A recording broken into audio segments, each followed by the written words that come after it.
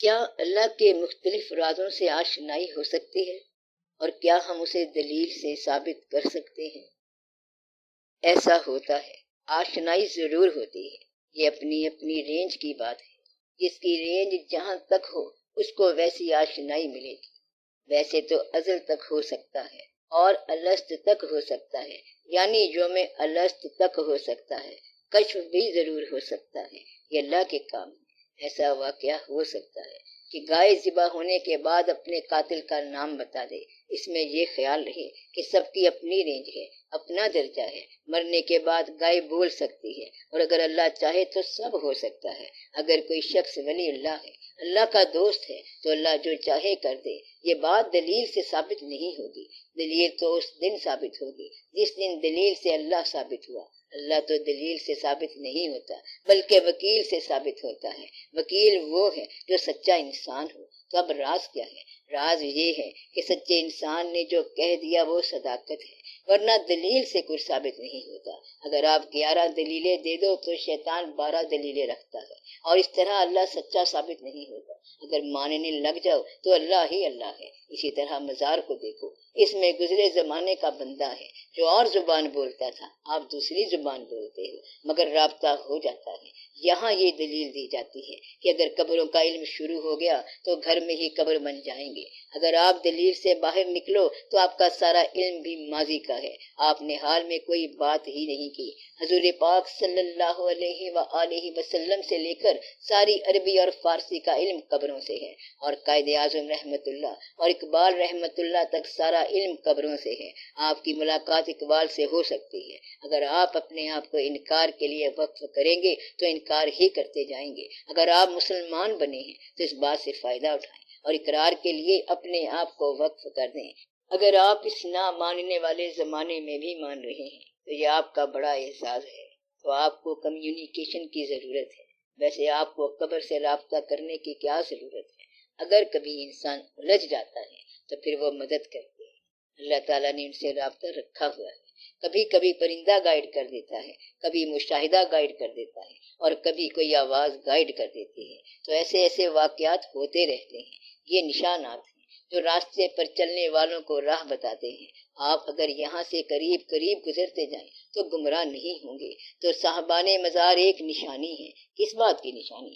جہاں سے فکر کا قافلہ گزرا ہے، آپ بھی قریب قریب سے گزر جاؤ۔ اس میں کفر نہیں ہے اور شرک نہیں ہے، بلکہ یہ مخلصین کے راستے ہیں، جس کے بارے میں اللہ نے کہا تھا کہ الا عباد اللہ المخلصین۔ شیطان نے کہا کہ میں سب کو گمراہ کر دوں گا، تو اللہ نے فرمایا کہ میرے مخلص بندوں کو گمراہ نہیں کر سکو گے۔ تو ان مخلصین کو سلام کرتے جانا بہت اچھی بات ہے، اور اس میں آج کی بات نہیں ہے۔ اگر آپ نے محسوس کیا ہے کہ یہ وہی مخلصین لوگ ہیں تو پھر سلام بھیجو ان کو، اور ان کی قبروں کو بھی۔ داتا صاحب رحمت اللہ کو 1000 سال ہو گئے ہیں اور قبر بڑھتی جا رہی ہے۔ داتا صاحب رحمت اللہ کے مزار کے ساتھ مسجد دیکھو اور نمازی دیکھو، ادھر جہانگیر کا مقبرہ دیکھو کہ برباد ہو رہا ہے اور آثار قدیمہ بنتا جا رہا ہے۔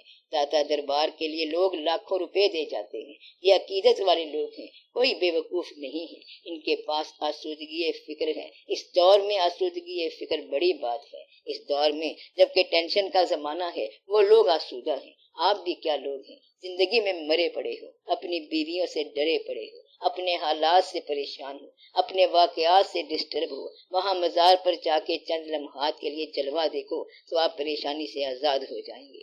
آپ تو ویسے ہی آزاد ہو، فکر سے آزاد ہو جائیں گے۔ پریشانی سے نجات دلانے کا کتنا معاوضہ ہونا چاہیے؟ اگر کوئی شخص جان بچانے کا معاوضہ پوری جان لے لے تو دے دو۔ تو صاحب مزار کے بڑے فنکشن ہیں، یہ بڑے ادارے ہیں، روحانی شفا خانے ہیں، اور ان کی بڑی باتیں ہیں۔ آپ کہتے ہو اکتساب فیض کیا ہے؟ ان کے پاس بڑا فیض ہے، وہ بندہ بدل کے رکھ دیتے ہیں اور روح کو زندہ کر دیتے ہیں، پھر انسان پر روح حاوی ہو جاتی ہے۔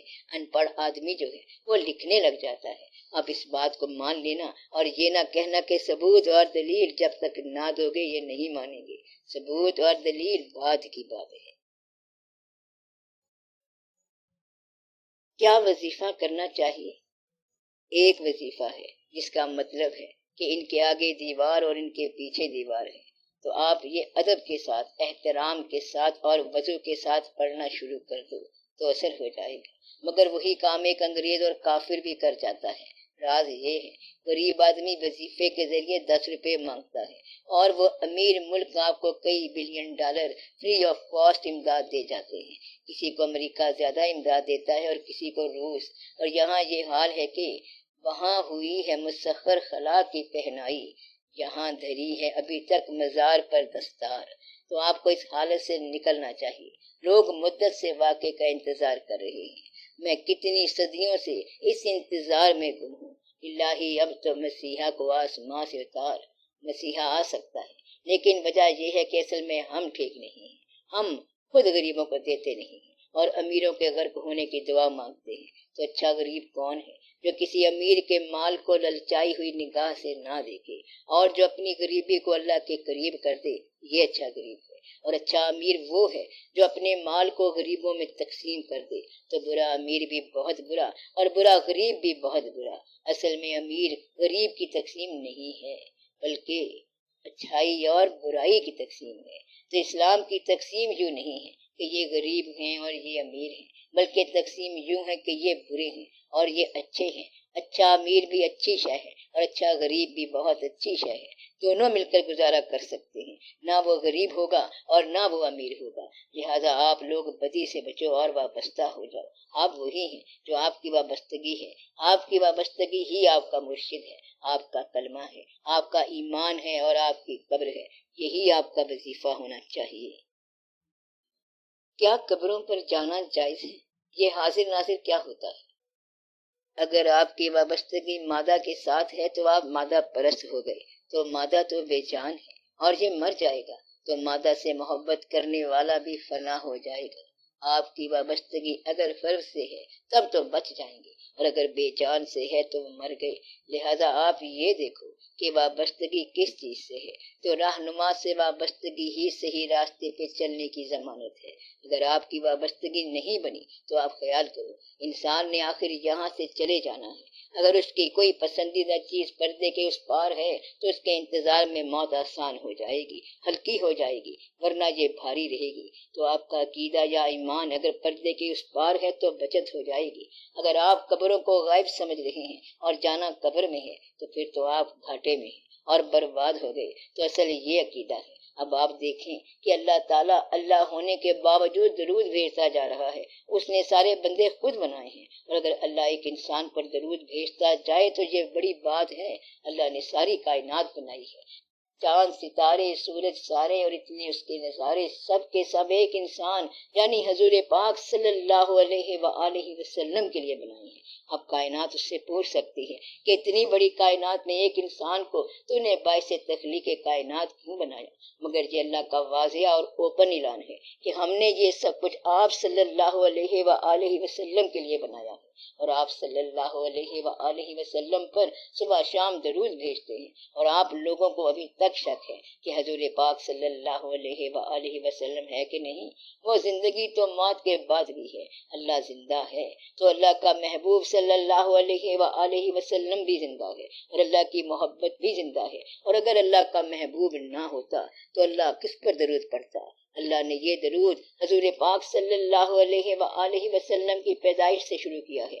جب سے محبوب صلی اللہ علیہ وآلہ وسلم ہے درود ہے، اور جب سے اللہ ہے محبوب ہے، تو جب تک اللہ ہے درود رہے گا۔ تو اللہ کے محبوب صلی اللہ علیہ وآلہ وسلم تھے، اللہ کے محبوب صلی اللہ علیہ وآلہ وسلم ہیں، اور اللہ کے محبوب صلی اللہ علیہ وآلہ وسلم رہیں گے۔ اور جب محبوب صلی اللہ علیہ وسلم ہیں تو محبوب صلی اللہ علیہ وآلہ وسلم کے عاشق بھی ہیں، محبوب صلی اللہ علیہ وآلہ وسلم کے فقراء بھی ہیں، اور محبوب صلی اللہ علیہ وآلہ وسلم کے پیارے بھی ہیں۔ آپ صرف جھگڑا کرتے جا رہے ہو۔ تو یہ وہ مقام ہے کہ یہ روزے کن سے بھی پہلے زمانے کی کہانی ہے۔ دو عالم میں محمد کا نہ تھا ثانی نہ ثانی ہے، پناہ زیر قدم ان کی بقا پر حکمرانی ہے، محمد کے غلاموں تک کی ہستی جاودانی ہے، صلی اللہ علیہ وآلہ وسلم۔ اب اس میں جھگڑا کس بات کا؟ بس یہ عشق کی بات ہے۔ قبریں تو آپ کو کیا کچھ بتاتی رہتی ہیں، روز انکشافات ہوتے رہتے ہیں۔ اگر آپ ماں باپ کی قبر پہ جاؤ گے تو انکشافات ہو جائیں گے۔ یہ انکشافات ہوتے رہتے ہیں، خواب میں بھی انکشافات ہوتے ہیں۔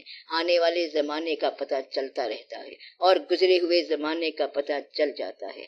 یہ کوئی مشکل بات نہیں ہے کہ گزرا ہوا بندہ آگے آ کے کان میں ایک بات بتا دے۔ یہ سماعت کیا ہوتی ہے؟ یہ راز ہے۔ کچھ لوگ دور سے سنتے ہیں اور کچھ کان پاس ہونے کے باوجود نہیں سنتے۔ گوش مشتاق کی کیا بات ہے، اللہ اللہ سن رہا ہوں میں وہ نغمہ جو ابھی ساز میں ہے۔ یعنی جو سننے والا ہے وہ نغمہ بجنے سے پہلے ہی مست ہو جاتا ہے، کیونکہ وہ سن لیتا ہے۔ اب یہ ساز کے اندر جو نغمہ سننے والے ہیں وہ گزرے ہوئے نغمے سنتے ہیں اور 1000 بار سنتے ہیں۔ یہ اپنی اپنی رینج کی بات ہے۔ اگر کوئی آدمی درود شریف پڑھنے والا ہو، اس کو یہ بھی پتا ہو کہ حضور پاک صلی اللہ علیہ وآلہ وسلم کا زمانہ پرانا ہے اور اسے حضور پاک صلی اللہ علیہ وآلہ وسلم کے دیدار کا شوق بھی ہو، تو پھر پرانے زمانے کا دیدار کیسے ہو سکتا ہے؟ حالانکہ دیدار کا شوق ہونا بڑی خوش نصیبی ہے۔ اگر وہ آج نہیں ہے تو پرانے زمانے سے ایمان کیسے ہو سکتا ہے؟ اگر آپ کہتے ہو حضور پاک صلی اللہ علیہ وآلہ وسلم کا وہ زمانہ زندہ تھا اور یہ حضور پاک صلی اللہ علیہ وآلہ وسلم کی وصال کے بعد کا زمانہ ہے، آپ ماننے والے ہیں حضور پاک صلی اللہ علیہ وآلہ وسلم کے، تو وہ مسلمان جو اسلام پر تھے وہ اسلام کے پاس نہیں ہے۔